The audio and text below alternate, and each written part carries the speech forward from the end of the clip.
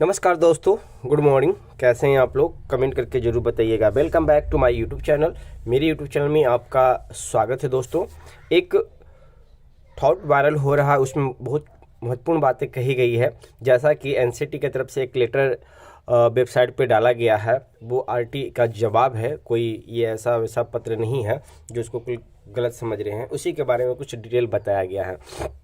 आगे क्या करना है उसके बारे में भी बताया गया, क्या कर रहे हैं उसके बारे में बता रहा है, और कहाँ क्या हैं आप उसके बारे में भी उस पॉइंट को बताया गया। तो उसको अच्छी तरह से एनालिसिस कर लेते हैं। जो लोग नए चैनल पे नए जुड़े हैं, एक बार चैनल को सब्सक्राइब जरूर कर लीजिएगा, बेल आइकन को भी प्रेस जरूर कर लीजिएगा। कहा जा रहा है साथियों, नमस्कार साथियों, एनआरसी डिलीट के संबंध में एनसीटी का एक पत्र वायरल हो रहा है। इसके संबंध में कुछ तथ्य सामने रखना चाहता हूँ। तथ्य क्या है हम आपको बता दें कि बहुत सारे योग अभ्यर्थी एनआरसी डिलीट से हैं जो अपनी बातों को बहुत अच्छी तरह से रखते हैं, और उन्हीं के द्वारा ये लेख लिखा गया है। पहला पॉइंट है कि किसी अभ्यर्थी ने एनसीटी से एनआईओएस डिलीट के संबंध में स्थिति स्पष्ट करने हेतु आरटीआई डाला था, वो जिसका जवाब वो लेटर में जारी किया गया है, और लोग उसको समझ रहे हैं कि एनसीटी ने इसको बाहर कर दिया। ऐसा कोई नहीं है, सिर्फ वो जवाब दिया गया है और वो है सुप्रीम कोर्ट का जजमेंट। दूसरा है, इसके लिए एनसीटी के लोक सूचना पदाधिकारी ने वरीय पदाधिकारी से निर्देश मांगा है, यानी कि जो सीनियर अधिकारी हैं उनसे निर्देश मांगा है। इसके जवाब में वरीय पदाधिकारी ने लोक सूचना पदाधिकारी को यह पत्र भेजा हुआ है। चौथा है कि इस पत्र में वरीय पदाधिकारी ने लोक सूचना पदाधिकारी को कहा है कि वो अभ्यर्थी को किसी सूचना के जवाब में 28 नवंबर का जजमेंट पढ़कर समझने को कह दें, यानी कि जो जजमेंट है वही जजमेंट को कहने के लिए कह रहे हैं। अर्थात 5वां नंबर पॉइंट है कि एनसीटी इसमें कुछ नहीं कर रही है, केवल तमाशा देख रही है। जैसा 2019-20 में देख रही थी, आज वही तमाशा फिर देख रही है। क्योंकि उस समय जो लेटर जारी किया गया था पटना हाईकोर्ट के कहने पर, और फिर वही आज हो रहा। और वो लेटर गजट जब भी जारी होगा, जब एमएचआरडी के अनुसार, जब तक कि उनको कोई निर्देश नहीं मिलेगा। और ये एनसीटी बस ऐसी तमाशा देखते रहेगी, चाहे वो बीएड का मामला हो, चाहे एनआरसी डिलीट का मामला हो। सबका कैरियर बर्बाद करने वाला ये एनसीटी ही है। छठा है कि एनसीटी का इतिहास रहा है कि उसने कोई भी मैटर उलझा कर ही रखा है, समाधान नहीं निकाला है। जी हाँ, हमने पहले भी कहा था कि ये समाधान कभी नहीं निकाल सकता है, क्योंकि बीएड का मामला हो, एनआरसी डिलीट का मामला हो या रेगुलर डिलीट का मामला हो, सारा जगह समस्या का समाधान यही है। अगर एनसीटी शुरू से ही क्लियर करता तो इतने बच्चों का भविष्य कभी खराब नहीं होता। 7वां नंबर पॉइंट है कि बीएड वाले मैटर में भी यही हुआ था। इसी कारण इलाहाबाद हाईकोर्ट ने बीएड पहले से बहाल शिक्षकों को प्राथमिक से निकालने से इनकार करते हुए एनसीटी को भी फटकार लगाई है, क्योंकि सारा का सारा गलती एनसीटी का ही है। बिहार वाले मैटर में भी हाईकोर्ट के जजमेंट को मानने के पीछे तत्कालीन शिक्षा मंत्री का एनसीटी को फटकारा जाना था, जिसके कारण उसने इस कोर्स को पूरे भारत के लिए मान्य किया था। आज पुनः वही स्थिति आप पहुंची है कि हमें शिक्षा मंत्री तक अपनी गुहार लेकर भारी संख्या में पहुंचने की जरूरत है। जी हाँ, बात किया जा रहा है दिल्ली जाने को लेकर। क्या लोग दिल्ली जाने के लिए तैयार नहीं हैं?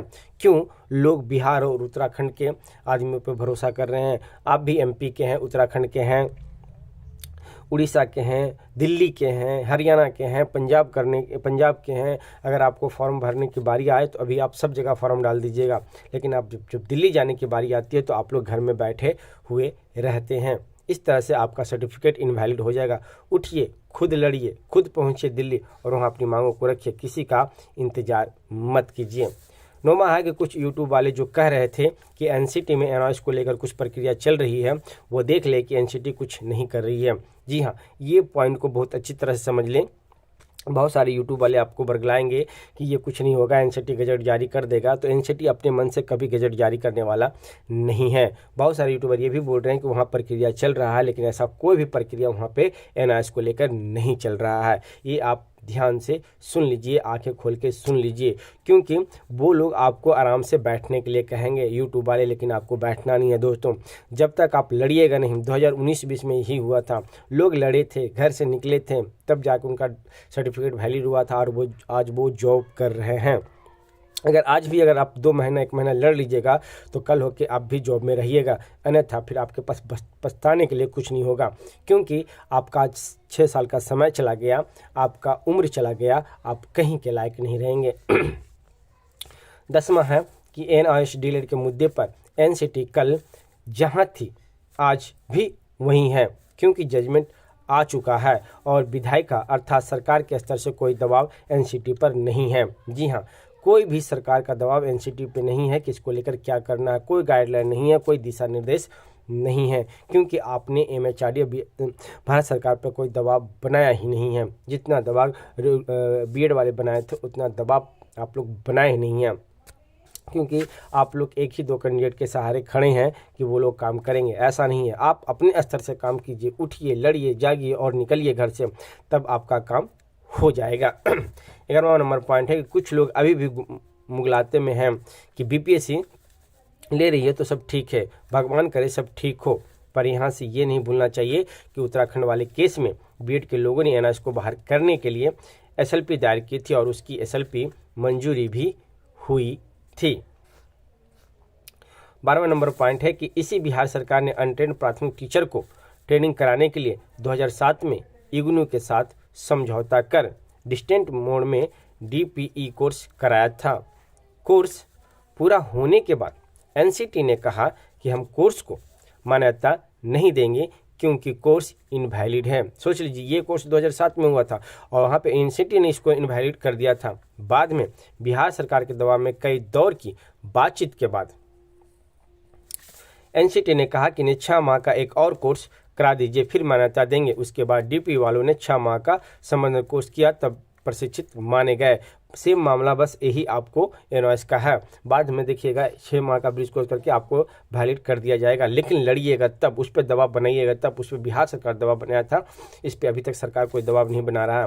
कहने का मतलब ये है कि NCT विवादित संस्था है। 14 नंबर पॉइंट में है कि इन सर्विस कोर्स को कह के NCT बहाना कर रही है, क्योंकि कई सारे विश्वविद्यालय इन सर्विस टीचर को BED कराते हैं। इसमें सरकारी प्राइवेट सभी स्कूलों 2 साल के अनुभव के लोग एडमिशन लेकर BED करते हैं, लेकिन एक बार डिग्री लेने के बाद उन पर कोई बात नहीं होती कि आपने कहाँ से BED किया है। 15 नंबर पॉइंट है कि कुल मिलाकर गलती उत्तराखंड के लोगों ने केस के हल्के में लेकर किया था, क्योंकि कोर्ट के बारे में कहा जाता है कि जिसमें भी ओवर कॉन्फिडेंस हुआ वो डूब जाता है, और वही हुआ। 16वां नंबर पॉइंट है, तो मेरे भाइयों नींद से जागिए, दिल्ली चलिए, नेताओं से मिलिए, और हाँ लास्ट में हो सकता है कि कोर्ट में फिर जाना पड़े, इसलिए आर्थिक रूप से भी मजबूत बनिए। देखिए, दोनों तरह का काम कीजिए, कोर्ट से भी लड़िए और आर्थिक सहयोग भी कीजिए और दिल्ली भी निकलिए।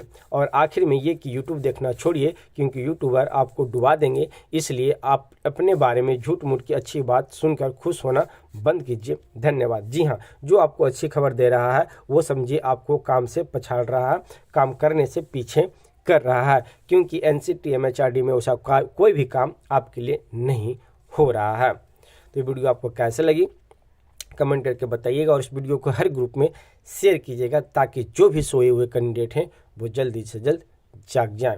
फिर मिलते हैं एक नेक्स्ट वीडियो में। धन्यवाद दोस्तों।